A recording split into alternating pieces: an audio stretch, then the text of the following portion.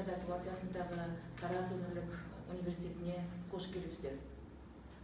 Енді өздеріңіз көріп отырғандай, сіздердің алдарыңызда қазір өте үлкен міндет тұр. Ол алдағы келе жатқан ОБК-ны жақсылап тапсырып, одан кейін оның қорытындысы бойынша өздеріңіздің қалаған мамандықтарыңызды таңдап, жоғарғы оқу орнында таңдап, өздеріңіздің өмірлеріңізде алғашқы қадам жасағалы тұрсыздар. Әрине, мамандық таңдау ол өте қиын нәрсе. Ал өмірде қарасаңыздар, мамандықты дұрыс таңдаған адам ол әрине бақытты адам.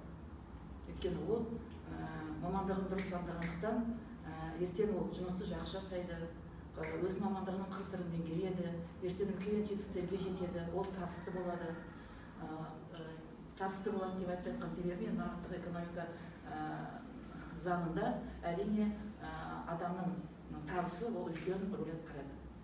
Сондықтан ол өзінің мамандығының арқасында отбасына егер де ол мол табыс әкелетін болса, әрине ол жұмыстан үйіне асығып келеді. Одан кейін азанда тағы да өзінің